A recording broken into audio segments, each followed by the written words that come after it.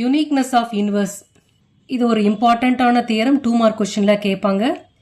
State and prove uniqueness of inverse அப்படின்னு கேட்பாங்க.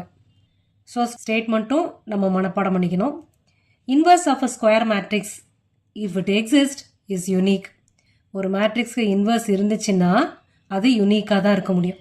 So ஒரு மேட்ரிக்ஸ்க்கு 2 இன்வர்ஸ்லாம் இருக்க முடியாது. ஓகேயா? ஸோ இது நம்மளோட ப்ரூஃபில் ஏன்னு ஒரு மேட்ரிக்ஸ் எடுத்துக்க போகிறோம். அதே ஆர்டரில் 2 மேட்ரிசஸ் இன்வர்ஸ் மேட்ரிசஸ் எடுத்துக்கிட்டு 2ம் ஒன்று தான் அப்படின்னு ப்ரூவ் பண்ண போகிறோம். ஸோ ஏன்னு ஒரு மேட்ரிக்ஸ், பி அண்ட் சின்னு 2 மேட்ரிக்ஸ் ஏயோட இன்வர்ஸ்னு எடுக்க போகிறோம். ஸோ பி ஈக்குவல் டு சின்னு ப்ரூவ் பண்ணுறது தான் நம்மளோட aim. Okay, let A equal to Aij be a square matrix of order M.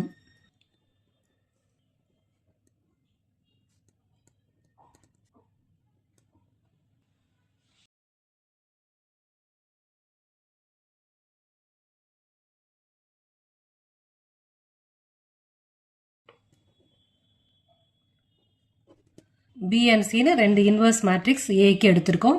B and C ரெண்டும் இன்வர்ஸ் அப்படின்னா B இன்வர்ஸ் அப்படின்னு எடுத்தோம்னா AB equal to BA equal to ஐன்னு கிடைக்கும்.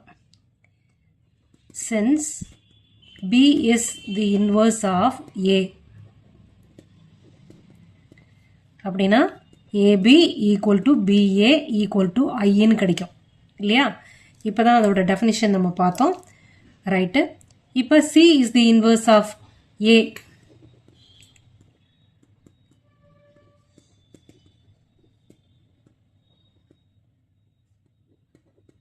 அப்படின்னா AC equal to CA equal to ஐன்னு கிடைக்கும். இப்போ நம்ம என்ன ப்ரூவ் பண்ணோம்? B ஈக்குவல் டு Cன்னு ப்ரூவ் பண்ணோம். அதாவது ஒரே ஒரு இன்வர்ஸ் தான் ஒரு மேட்ரிக்ஸ்க்கு இருக்க முடியும் அப்படின்னு. இப்போ நம்ம 2 இன்வர்ஸ்னு எடுத்திருக்கோம். இது ரெண்டும் ஒன்றுன்னு இப்போ ப்ரூவ் பண்ண போகிறோம். இப்போ B ஈக்குவல் டு பிஏ எப்படி எழுதலாம்? B இன்ட்டு ஐ. ஒரு மேட்ரிக்ஸை ஐடென்டிட்டி மேட்ரிக்ஸால் மல்டிப்ளை பண்ணும்போது திரும்பியும் அதே தான் கிடைக்கும். அதான் B ஈக்குவல் டு BIன்னு எழுதியிருக்கேன். அடுத்து இந்த ஐ நமக்கு C தானே வரணும். B ஈக்குவல் டு Cன்னு கொண்டுட்டு வரணும். அப்போது இங்கே ஏசிக்கு போட்டுற வேண்டியதா, ஐக்கு பதிலாக ஏசின்னு போடணும். So B into AC. சரியா? இந்த B அப்படியே இருக்குது, ஐக்கு பதில் ஏசி. ஏன்னா Cன்னு ஆன்சர் கொண்டுட்டு வரணும். அடுத்து இதை குரூப் பண்ணுவோம். ஏன்னா மல்டிப்ளிகேஷனில் அசோசியேட்டிவ் லா ட்ரூ இல்லையா? அதனால் இதை குரூப் பண்ணிக்கணும். BA into C. சரியா? BAன்னா என்ன? AB equal to BA equal to I. ஏன்னா B is the inverse of ஏன்னு எடுத்தனால இப்போ ஐசின்னு நமக்கு கிடைச்சிருச்சு. ஸோ ஒரு ஐடென்டிட்டி மேட்ரிக்ஸால் சின்ற மேட்ரிக்ஸை மல்டிப்ளை பண்ணும்போது திரும்பவும் அதே மேட்ரிக்ஸ் தான் கிடைக்கும். அப்போ B ஈக்குவல் டு C. அப்போ என்ன ப்ரூவ் பண்ணியிருக்கோம்? பின்ற மேட்ரிக்ஸும் சின்ற மேட்ரிக்ஸும் சேம்.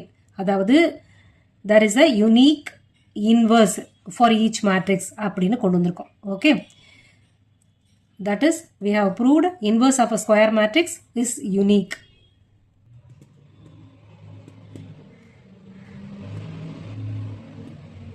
Inverse of a இதான் statement. Inverse of a square matrix if it exists is unique.